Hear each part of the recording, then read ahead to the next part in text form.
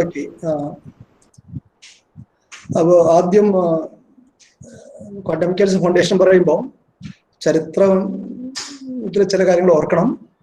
Quantum മെക്കാനിക്സിന് മുമ്പ് നമുക്കുണ്ടായിരുന്നത് Newtonian mechanics അല്ലെങ്കിൽ classical mechanics എന്നൊക്കെ അറിയപ്പെടുന്ന സംഗതിയാണ്. അത് ന്യൂട്ടനാണ് അതിന്റെ ബേസിക് ഫോർമുലേഷൻ ഉണ്ടാക്കിയത്. അപ്പോൾ പലർക്കും പിന്നീട് അത്ഭുതം തോന്നിയിട്ടുണ്ട്. കാരണം അത്രയും നല്ലൊരു ഫൗണ്ടേഷൻ ഉണ്ട്, അത്രയും സുന്ദരമായിട്ടുള്ള ഒരു തിയറിയെ മറ്റൊരു തിയറിക്ക് റീപ്ലേസ് ചെയ്യാൻ പറ്റുമെന്നുള്ളത്. ഡിറാക്കിനെ പോലുള്ളവർ അത് പലപ്പോഴും സൂചിപ്പിച്ചിട്ടുണ്ട്. ബിക്കോസ് ക്ലാസിക്കൽ മെക്കാനിക്സ് അത്രയും എലിഗന്റ് ആയിട്ടുള്ളൊരു തിയറിയാണ്. അത് തിയററ്റിക്കൽ ഫ്രെയിം വർക്ക് നോക്കുകയാണെങ്കിൽ സുന്ദരമായിട്ടുള്ള തിയറിയാണെന്നൊക്കെ പറയാം. അപ്പൊ അതിനേക്കാളും മനോഹരമായുള്ള അല്ലെങ്കിൽ അതിനേക്കാളും പവർഫുൾ ആയിട്ട് വേറെ തിയറി റീപ്ലേസ് ചെയ്യുമെന്നുള്ളത് ക്ലാസിക്കൽ മെക്കാനിക്സ് പഠിച്ചുള്ളവർക്ക് മനസ്സിലാക്കാൻ ബുദ്ധിമുട്ടായിരുന്നു.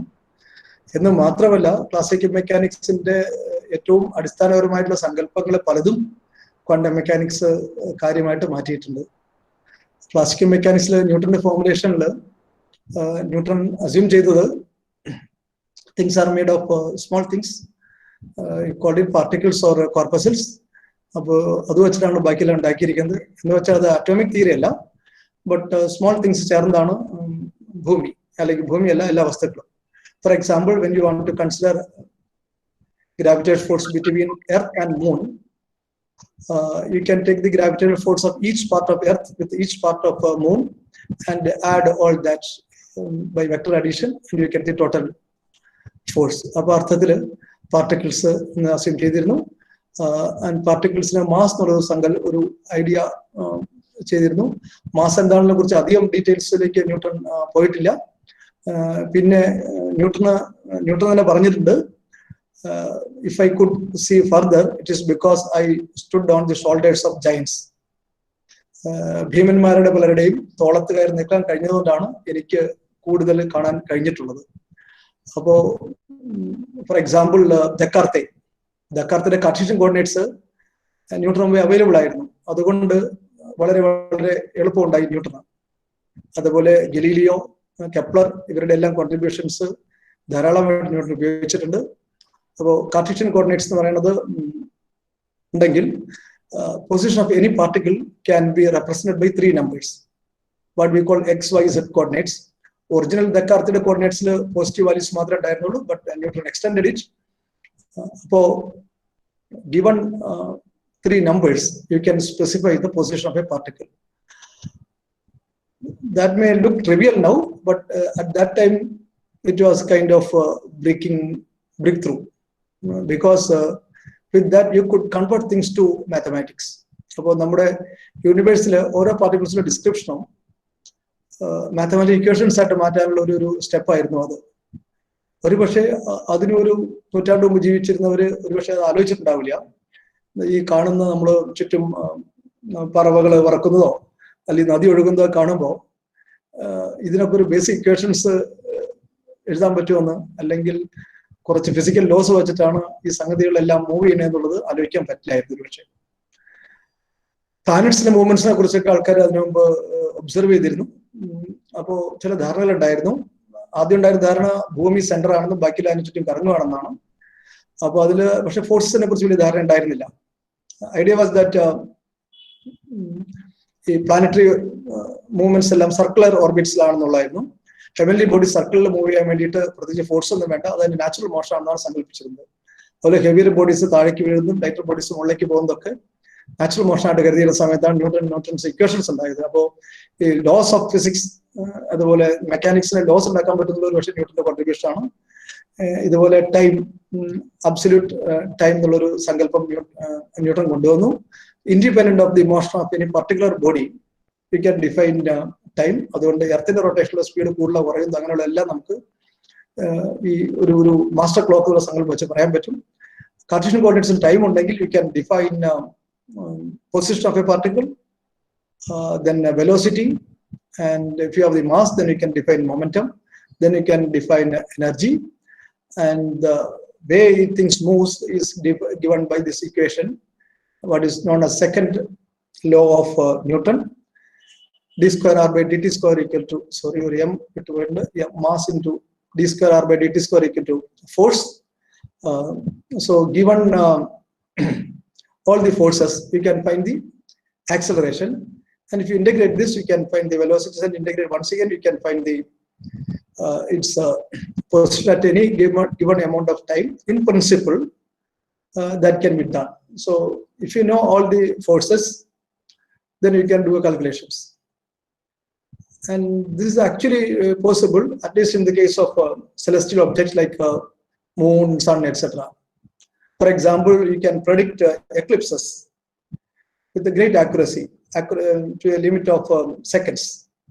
And even if eclipse happens 1,000 years later, you can now predict its details, because you know the position of different planets, and you know the forces between them, and given the positions now, you can calculate the force, and you can calculate the future events. And this kind of determinism, that's very practical, very useful in predicting astronomical events. So you might have heard this famous quotation by Laplace. This is an extreme case of determinism. So let me read it. We ought to regard the present state of the universe as the effect of its antecedent state, and as the cause of the state that is to follow. And intelligence, knowing all the forces acting in nature at a given instant, as well as the momentary positions of all things in the universe, would be able to comprehend in one single formula the motions of the largest bodies as well as the lightest atoms in the world, provided that its intellect were sufficiently powerful to subject all data to analysis. To it, nothing would be uncertain. The future as well as the past would be present to its eyes. So basic idea is that there's an extreme case of determinism. Universal ella bodies in the position details namak ariyamengil, in principle you can calculate the future, and not only future, you can find out the past also by using Newton's laws of motion. This is in principle, but in practice, you know that it's impossible. And this is a kind of determinism that prevailed at a time. I'm telling this because when you go to quantum mechanics, the whole thing changes.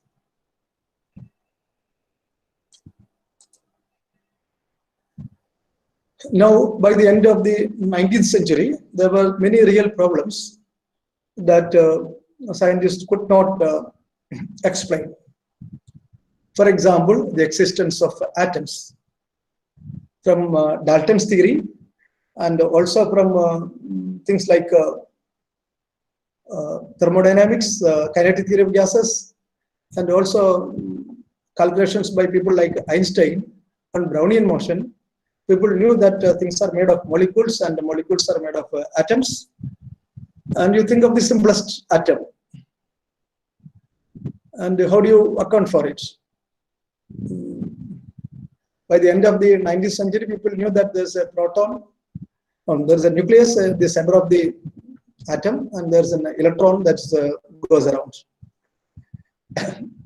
And how do you explain the spectrum of hydrogen? That was found to be quite difficult. And also think of things like in a gas of hydrogen, the atoms will be moving at some speed, and they will collide with one another. And what happens when an atom collides with another? Will it get broken and go to pieces? And how stable is the atom? And there was many questions like that. For example, you look at a solid body, like a piece of wood. How do these atoms combine together and form molecules and stick together in a solid? Or how do you explain the properties of, say, water?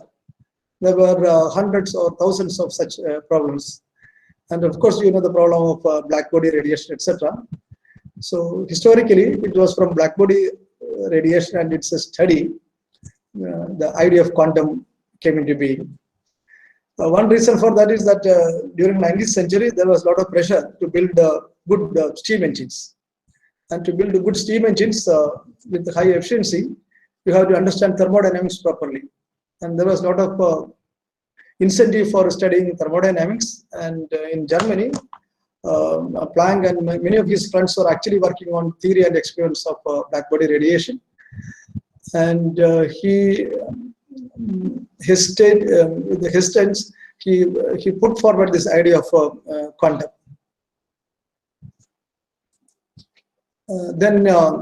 Okay, I am skipping some of the finer details. There's Einstein who proposed the idea that photon is a real thing. That is, a light has a particle property, and with this, if you propose the particle property, you can explain a photoelectric effect easily. And then later, de Broglie extended this idea of duality to particles as well, like electrons. Just as Einstein said that light, in addition to wave property, has particle property, de Broglie proposed that electron, for example, in addition to its particle property, has a wave property. And with that, he could explain the quantization condition of Niels Bohr. And even people like Albert Einstein thought that de Broglie's work is very important.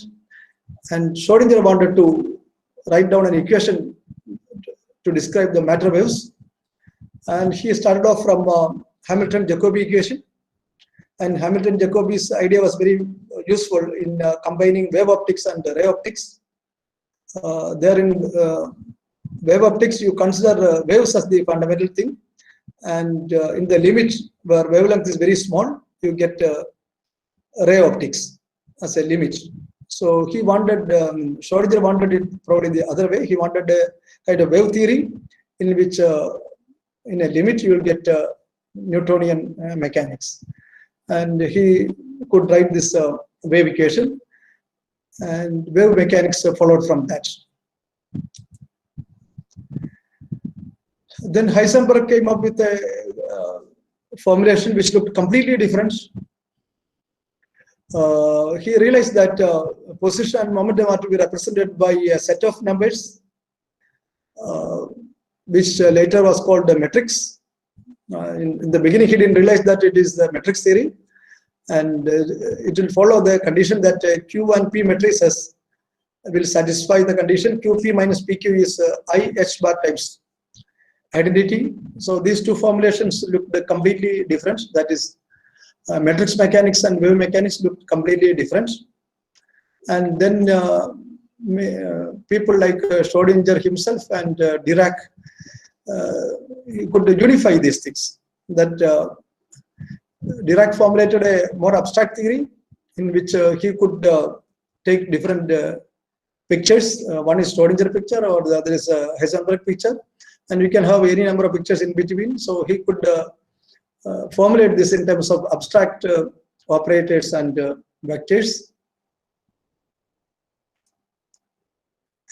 And this is one of my favorite photographs. This is was taken during the Solvay Congress of 1927. You may remember that this formulation of quantum mechanics with Heisenberg's equation and Schrödinger equation happened in 1926. So a few months later, there was a conference in Brussels, I think. It was called the Solvay Conference. And many of the leading physicists came there. And this photo will help you to identify many people who were involved in the development of quantum mechanics. Let me try to zoom it a bit. Okay,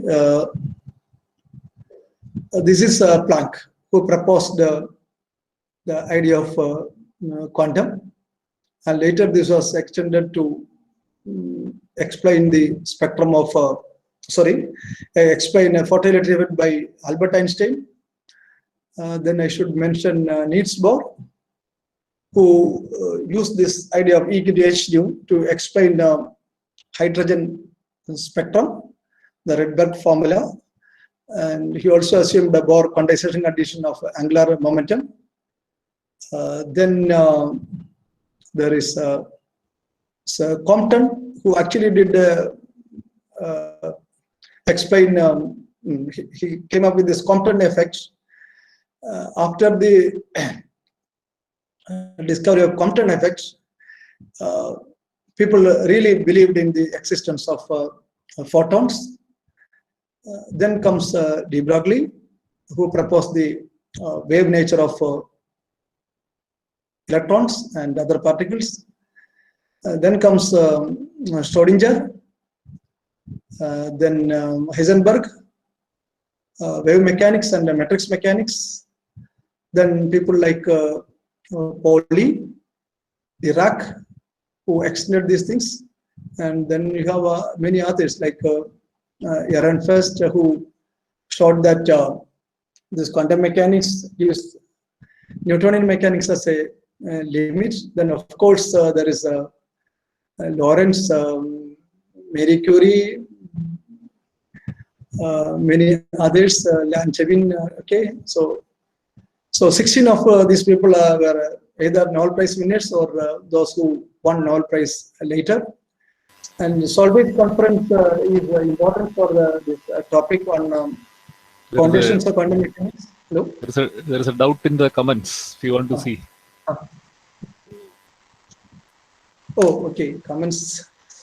When I see this presentation, I can't see the comments. Let me just check. Okay, in the chat, color, is it? Yeah, color photo. It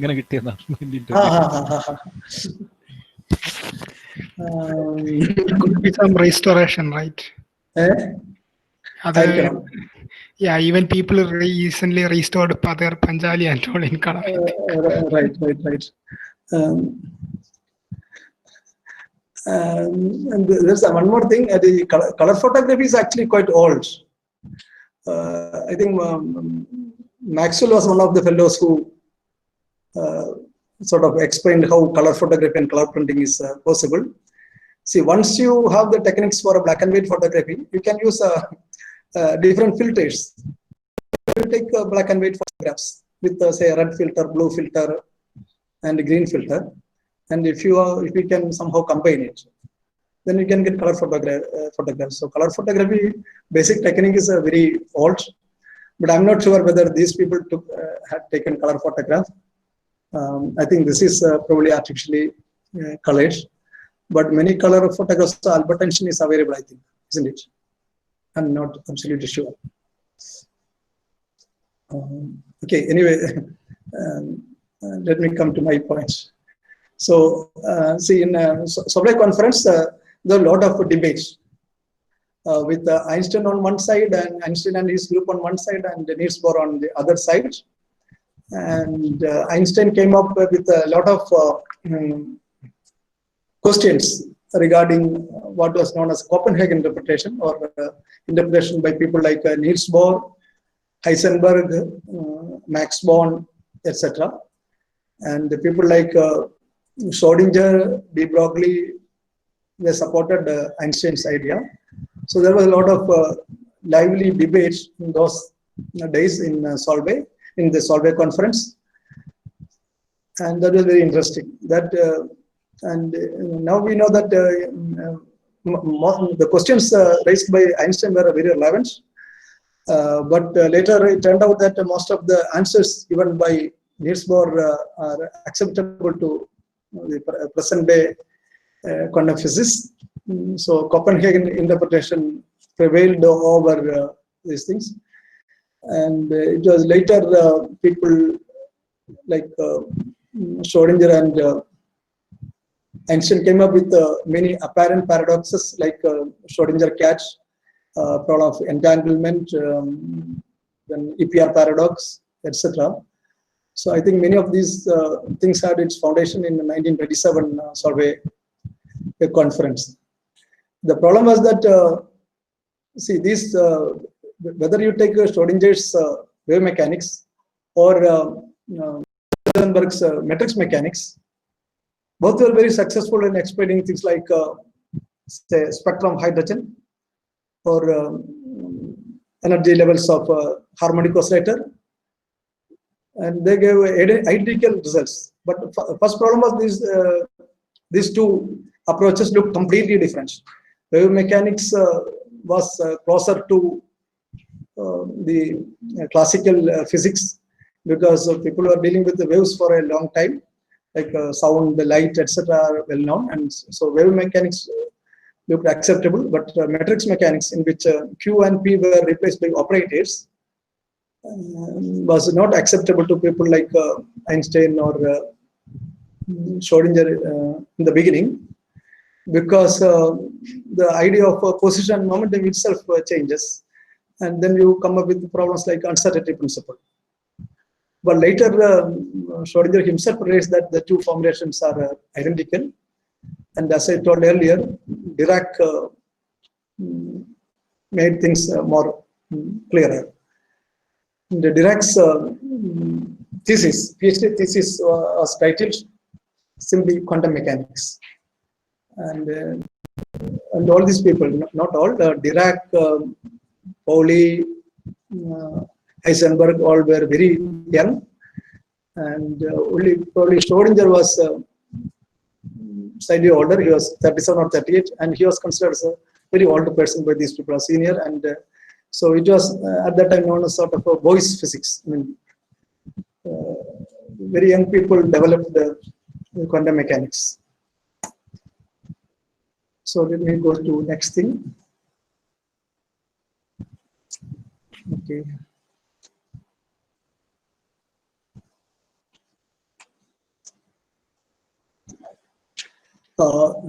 To go to the concept foundation of quantum mechanics, I had to tell a bit about Hilbert space for the sake of students. This is actually a simple idea, but people who developed quantum mechanics would have anyway developed the idea of Hilbert space. But fortunately, before these people developed quantum mechanics, already Hilbert had developed the Paul theory, and just found that it's very useful for quantum mechanics. It matches very well with the requirements of quantum mechanics. So our Schrodinger equation is actually a linear equation that is given two solutions, psi 1 and psi 2. You take a linear combination, say psi 1 plus psi 2. That also will be a solution to the Schrodinger equation. That's what leads to superposition principle. So just like two vectors, you can add a psi 1 and psi 2. What's the basic idea of vectors?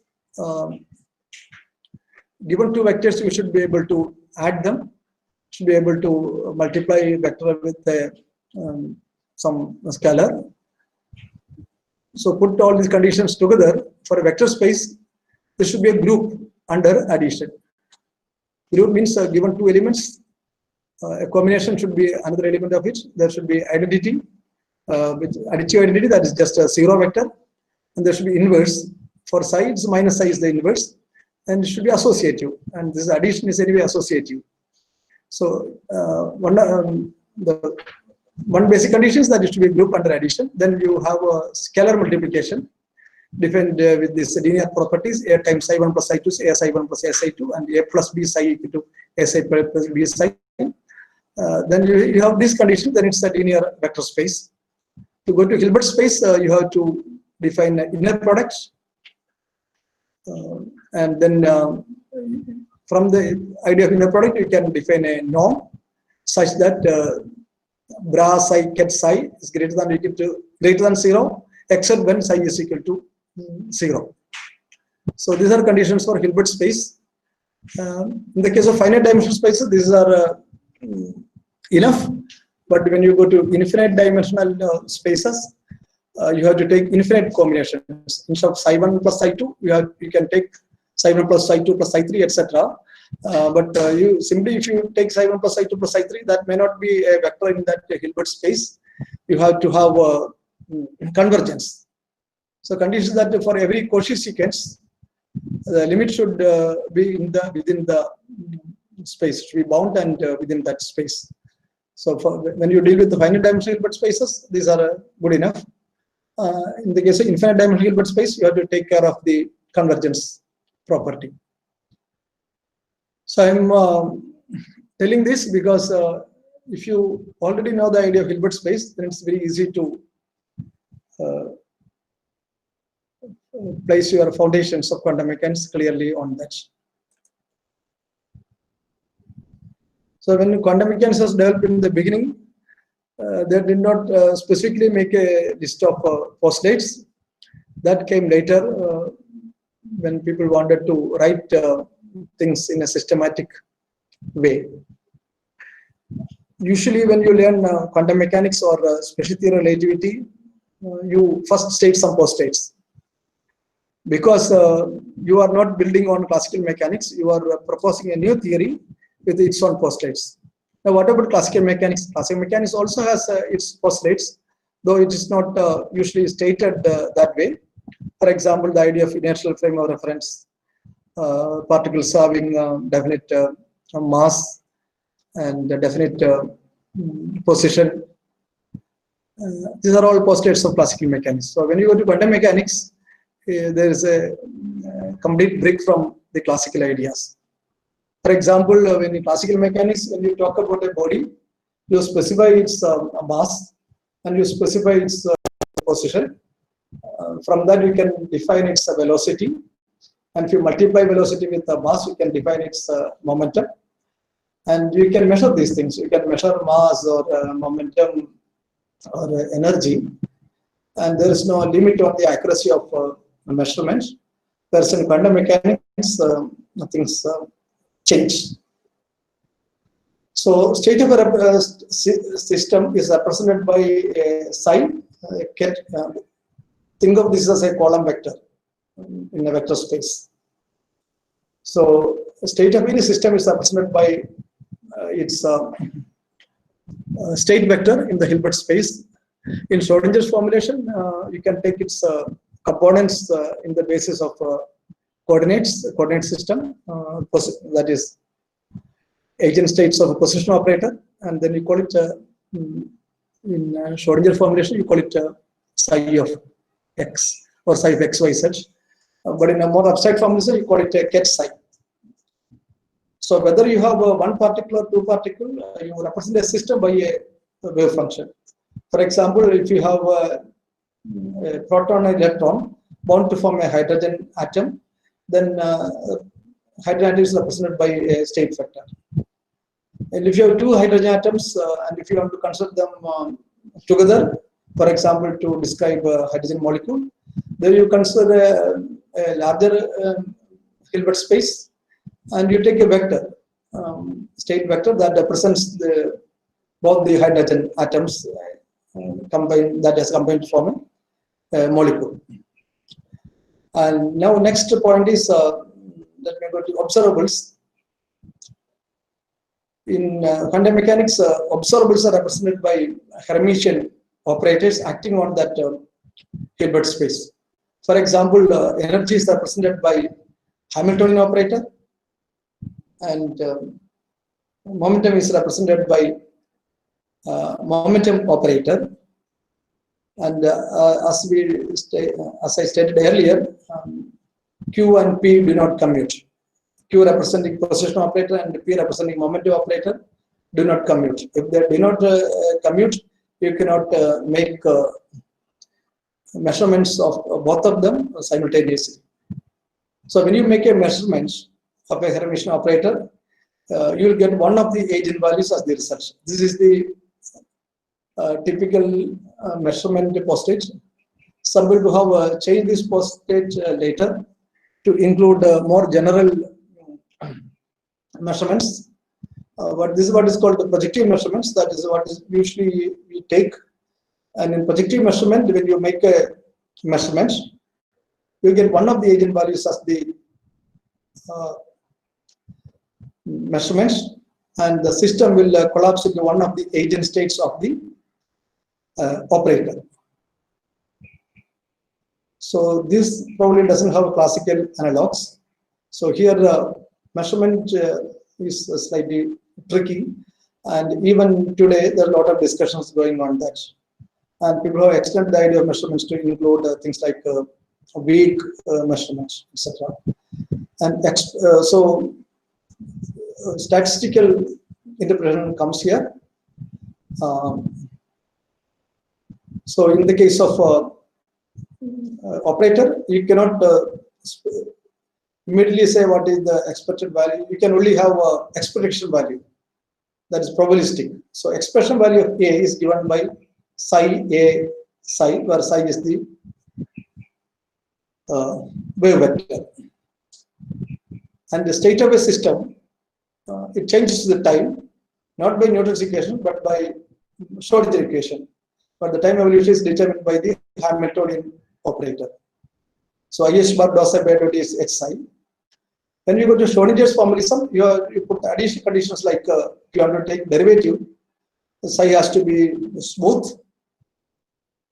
and continuous, only then you can differentiate. And when you consider h psi, you will have a kinetic energy term which goes as p square by 2m in the case of single particles.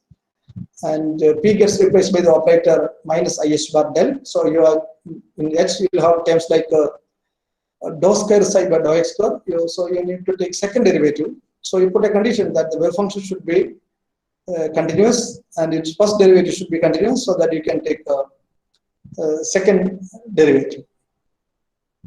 And then wave function for bosons and fermions you have to consider with some caution. When you have identical particles in quantum mechanics, they are indistinguishable.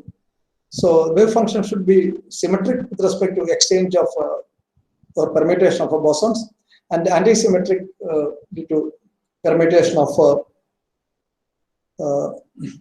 fermion coordinates.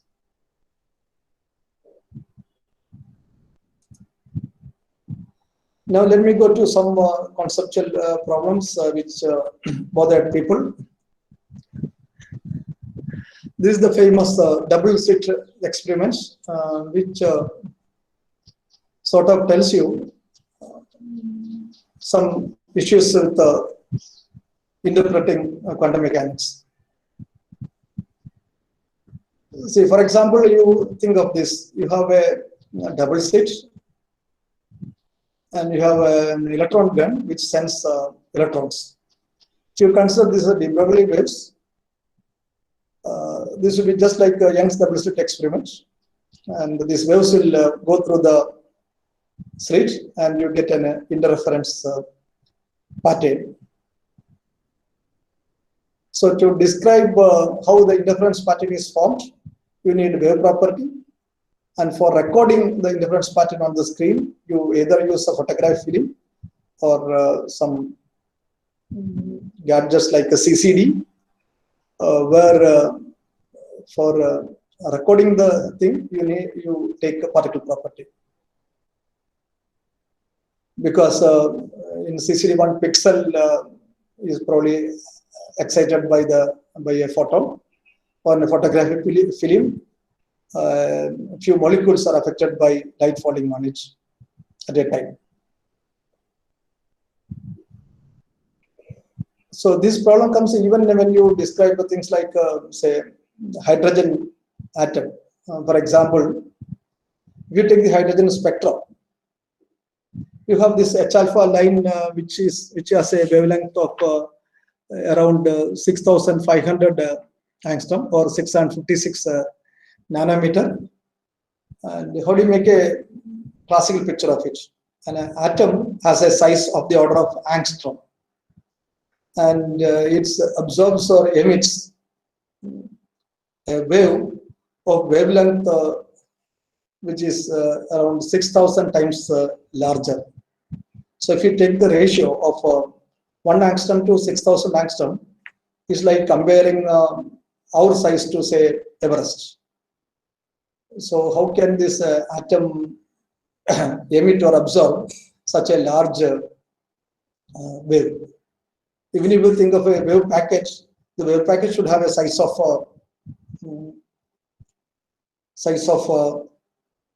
wavelength, typically wavelength. So you may ask how this on the screen, how this electron is recorded, because this comes as a waves, and this recording position is small. But I want to discuss another point also.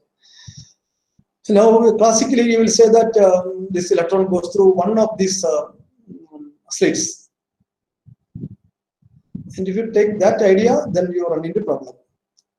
For example, suppose you take a case of 10,000 electrons being recorded on the screen. 10,000 electrons, say in a large amount of time. You set the thing such that at a time only one electron is moving. So you make the source so weak that one electron goes from the electron gun, it goes and get recorded on the screen. Only after that, next electron goes. So if you think that it's a single electrons, and if 10,000 electrons go through this, we are tempted to think that 5,000 electrons would have gone through the slit 1 and another 5,000 through slit 2. So you think of this, you first close one of the slits, and all electrons, 5,000 electrons, go to the second slit, and then you open the close slit and allow electrons to go through that slit under 5,000. So again you get 10,000 slits. In one case, it's a 5,000 through one slit. After that, you send another 5,000 electrons through another slit. In another case, you put both the slits open, but same number of electrons go. And if you assume that 50% would have gone through slit 1 and 50% 2, you expect the same pattern, but it doesn't happen that way. If you cross one slit, you don't get the interference pattern. You get a single slit kind of image. Maybe it will be blurred, but it will not correspond to double slits. So two single slits results added together will not get a double slit result. So you get to know that even when the electron goes through one slit, it knows in some sense that there is another slit. So the electron somehow senses that there are two slits and makes interference pattern. This happens even when there is only one electron is in the apparatus. So this is something that is difficult to explain in classical physics, but in quantum theory, if you write the Schrodinger equation, then you can calculate this. You have to consider two amplitudes, psi1 of the wave function going through the first slit and psi2 of another slit, and psi1 and psi2 you add. These are complex numbers with the phases. When they add, there is an interference happening, and you get the same pattern. So quantum mechanics, there is no contradiction. But when you want to interpret it, you may end up with some problem. And the solution for this is because of classical mechanics and our everyday experience, we have some biases in our mind. And if you try to interpret this in terms of what we have learned from everyday experiences, seeing classical macroscopic bodies, that interpretation will not work in the case of microscopic bodies like atoms or electrons. There you have to use this strange idea of vectors, state vectors, Hilbert's vectors in Hilbert space, and their linear superposition. And from that interference pattern, probability amplitudes are getting added. And after adding all the amplitudes, you get something, and then you square it, and then you get the probabilities. And then it works according to our interpretation. This EPR paradox, this also helps in explaining some of the fundamental ideas. This was originally proposed by Einstein, Podolsky, and Rosen to show that quantum mechanics is either inconsistent or incomplete. So this is a simplified model of EPR paradox. You think of something like this. There's a source from which you produce a spin singlet. Spin singlet means total spin is 0, but each particle has a spin. For example, you can think of pion decaying into electron-positron pair. Will have opposite spins. Or you can just think of two spins, one up and one down. Total spin is 0. When you say up and down, if the total spin is 0, you can split it in many ways. See, linear superposition means psi1 plus 2 is psi. If the same psi, you may be able to write as a psi3 plus psi4 also. so you add two vectors and get one result, but that vectors, when you want to resolve into two components, there are many ways of doing it. You can use it by taking its components in x direction or y direction or z direction. But the EPR paradox is something like this: you make a pair, and you take one of these two, say Alice, and the other two Bob. They are well separated. For a thought experiment, you can think that they are, say, light years apart. And you do not know whether the particle with Alice is spin up or spin down. But you are sure that if the Alice gets spin up, Bob gets spin down, because total spin is 0. That is guaranteed. So when Alice makes a measurement, and she gets head or up spin, definitely Bob get down spin. This can be done with experiments also. So that you call some kind of a collapse. So as long as you measurement, it's in a superposition of upstate and downstate, and whenever you make a measurement, suddenly the system collapses. And I mentioned that that will violate locality principle, which says that signals cannot pass, information cannot go faster than light. But later people have done similar experiments and has shown that Einstein is wrong. That is, see, Einstein's argument was that this, before the act of measurement, it will have some definite positions. For example, you toss a coin and you keep your coin in your hand with the post. So others do not know whether it is has turned up, turned head or tail. But when you open your hand, people realize that it's either head or tail. But before opening the hand, you know that it is either in the head state or tail state, not in a linear superposition. But in the case of atomic bodies like the spin, microscopic bodies, it can be in linear superposition. And this can be proved because if you make the assumptions that Einstein made on reality and locality, you can derive certain inequalities called the Bell's inequalities. And if you do the same calculation with quantum mechanics, you get different results. That is, according to quantum mechanics, this Bell's inequalities will be violated.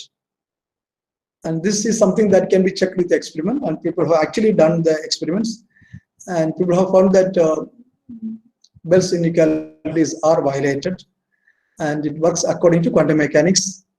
And the Copenhagen interpretation seems to be true. That is, before you make a measurement, it's a linear superposition of two different states, and when you make a definite measurements, the system collapses. So this is the famous EPR paradox. And another paradox which is related to this is what is called the Schrodinger's cat paradox. Many of you have already known about it. And in the case of cats, it cannot happen because cats are microscopic bodies, and for microscopic bodies, it is impossible to, nearly impossible to keep the quantum coherence. So just like for interference of light, you need coherence. If you have two different, say, LED lamps, you cannot make the light interfere. For that, you have to have a coherent light coming from a single source. The same thing is true with quantum mechanics also. You have to maintain coherence, and usually due to effective environment, you will lose all the coherence. This is one of the problems that people who want to make quantum computers face. So Schrodinger cat problem, I will not discuss details. But this is what the quantum mechanics will say in the case of, not in the case of cats, but in the case of say spins or microscopic bodies, you can have linear superposition of say two orthogonal states. And this is what the foundations of quantum mechanics say.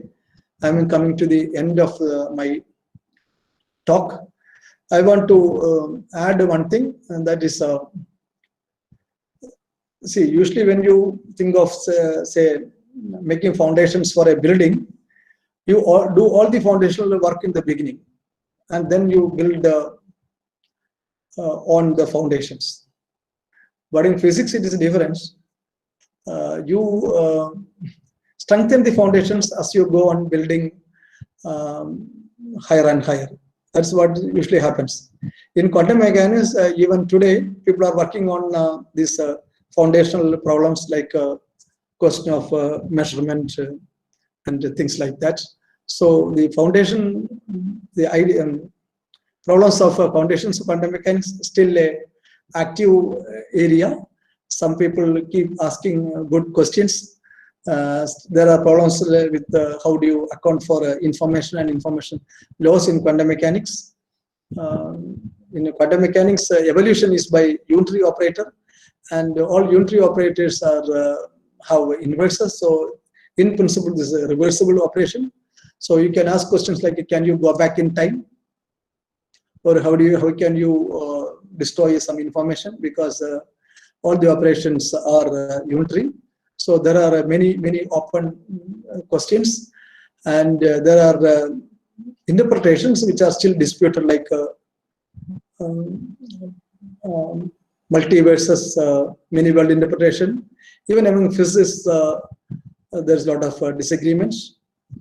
And by mentioning this, I will stop. Thank you. So ഞാൻ ഒരു ചോദ്യം ചോദിക്കാം.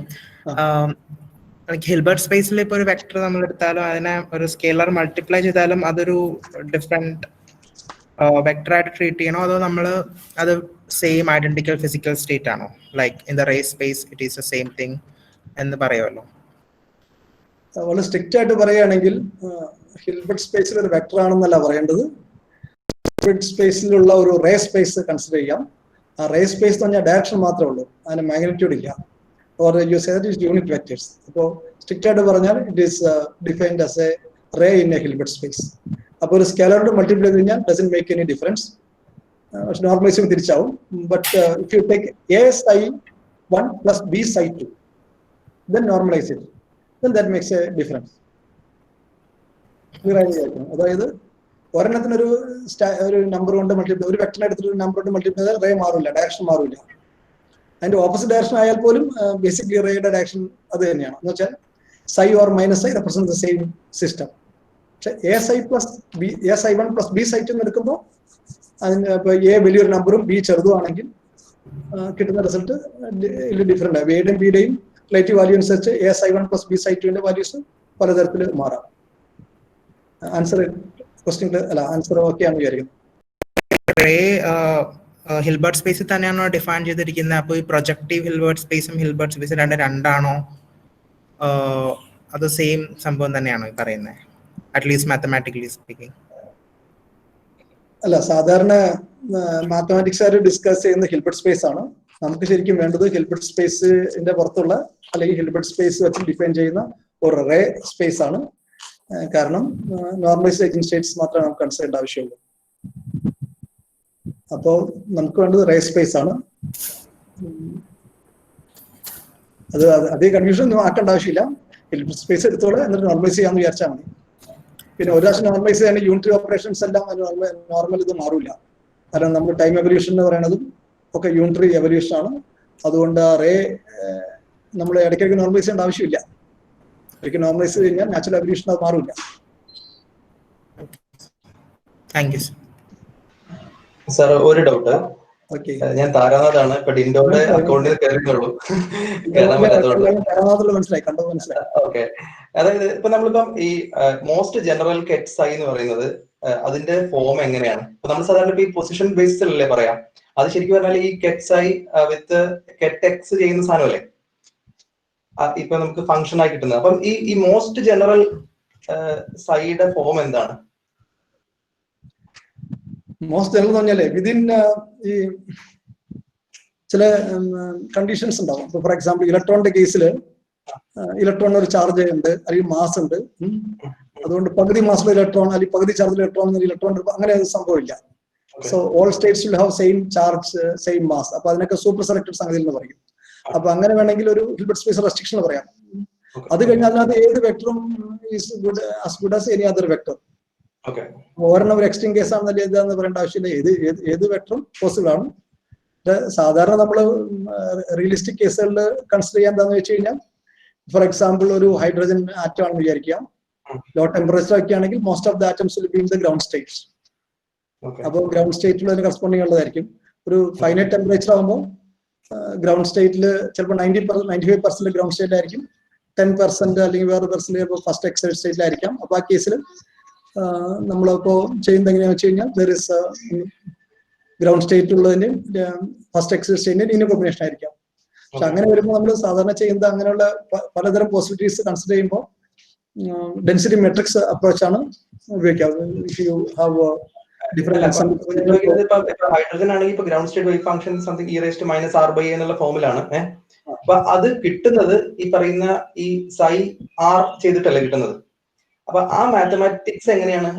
അത് matrix ആയിട്ടാണോ? അത് എങ്ങനെയാണ് ഈ e⁻⁻ എന്നുള്ളത് ആ രീതിയിൽ നമുക്ക് പറഞ്ഞു വരാൻ പറ്റുമോ? e⁻⁻ എന്നൊക്കെ എടുക്കുന്നത് നമ്മൾ ഷ്രോഡിഞ്ചേഴ്സ് ഫോർമുലേഷൻ വെച്ചിട്ടാണ്. വേവ് മെക്കാനിക്സ് ഫോർമുലേഷൻ ആണ് അങ്ങനെ എഴുതുന്നത്. നമ്മള് ഇപ്പോൾ ഹാർമോണിക് ഓസിലേറ്റർ ആണെങ്കിൽ പെട്ടെന്ന് പറയാൻ പറ്റും. അനിഹിലേഷൻ ക്രിയേഷൻ ഓപ്പറേറ്റേഴ്സ് ഫോർമുലേഷൻ വെക്കുകയാണെങ്കിൽ you say that annihilation operator act ചെയ്യുമ്പോൾ പുള്ളി ചോദിക്കുന്നതേ, ഇപ്പൊ നമുക്ക് നിങ്ങൾ മാട്രിക്സ് ഒരു കോളം വെക്ടർ എന്ന് പറഞ്ഞല്ലോ. അപ്പൊ അത് നമ്മള് വേവ് ഫംഗ്ഷൻ കോളം വെക്ടർ ആയിട്ട് പറയാൻ 6 ഇൻഡെക്സ് ആയിട്ട് കൺസിഡർ ചെയ്തൂടെ? അതിന്റെ റോ ഇൻഡെക്സോ റോ ഇൻഡെക്സ് ഞാനേ ആ ഒരു ബ്ലാക്ക് ബോർഡ് എടുക്കട്ടെ, എന്നിട്ട് ഞാൻ സ്ക്രീനിൽ എഴുതി കാണിച്ചു തരാം. അത് എളുപ്പം തോന്നും. ബ്ലാക്ക് ബോർഡിൽ എഴുതി പരിചയമായതുകൊണ്ട് അതാണ് നല്ലത്. ഞാനിപ്പോ ഷെയർ ചെയ്യാം. ഒരു സെക്കൻഡ്.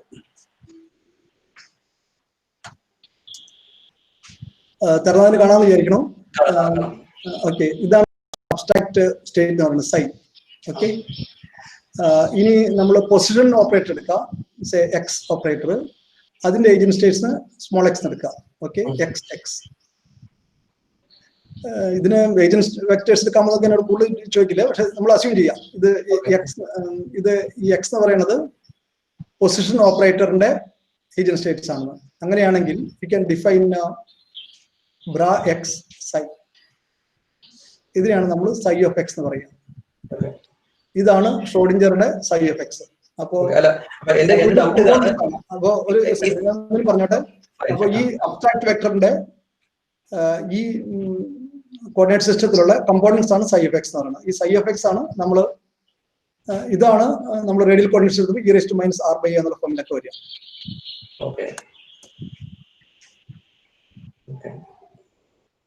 അല്ല, ഇപ്പം രമേഷ് സാർ പറഞ്ഞ പോലെ അത് ഒരു മറ്റേ സൈഡ് ഒരു കോളം മെട്രിക്സ്, ഒരു റോ മെട്രിക്സ് അങ്ങനെ തന്നെയാണോ ആ മാത്തമാറ്റിക്സ് വരുന്നത്? അതോ അതിനങ്ങനെ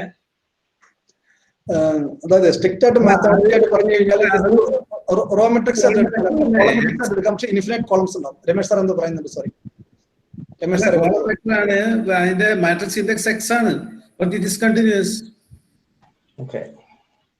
You could say it is a column or row, it doesn't matter, but it's a one-dimensional matrix with a continuous index.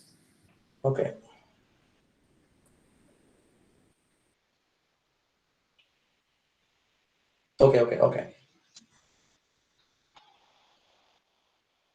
ചോദിച്ചത് എന്റെ സ്ക്രീൻ കാണാമോ എന്നാണ് ചോദിച്ചത്.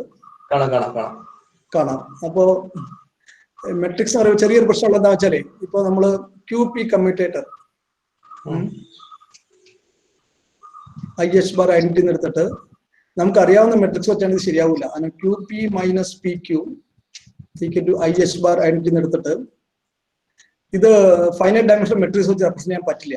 കാരണം അങ്ങനെയാണെങ്കിൽ നമ്മളിപ്പോൾ ട്രേസ് എടുത്ത് കഴിഞ്ഞാൽ കോൺട്രഡിക്ഷൻ കിട്ടും. ലെഫ്റ്റ് ഹാൻഡ് സൈഡിൽ ട്രേസ് എടുത്താൽ 0 കിട്ടും, റൈറ്റ് ഹാൻഡ് സൈഡിൽ ഇൻഫിനിറ്റ് കിട്ടും. So there is A contradiction. So that means Q and P cannot be represented by matrices. Matrix എന്ന് പറഞ്ഞാൽ n/n മെട്രിക്സ് വെച്ച് പറ്റില്ല. അപ്പോ ഇത് കണ്ടിന്യൂസ് വേരിയബിൾസ് ആണ്. അപ്പൊ അതുകൊണ്ട് ഇൻഫിനിറ്റ് ബൈ ഇൻഫിനിറ്റ് മെട്രിക്സ് എടുക്കണം. അങ്ങനെയാണ് എന്താ പറയാ നമ്മുടെ ഹൈസൻബർഗ് ഒക്കെ എടുത്തിരുന്നത്. അപ്പോ മാത്തമാറ്റിക്സുകാർ ഇത് മെട്രിക്സ് ആയിട്ട് അംഗീകരിക്കില്ല, നമ്മൾ ഫിസിക്സുകാർ ഇത് മെട്രിക്സ് ആയിട്ട് എടുക്കും. യഥാർത്ഥത്തിൽ മെട്രിക്സ് ആയിട്ട് വേണ്ടി എടുക്കാം, പക്ഷെ ഇൻഫിനൈറ്റ് ബൈ ഇൻഫിനൈറ്റ് മെട്രിക്സ് ആയിരിക്കും.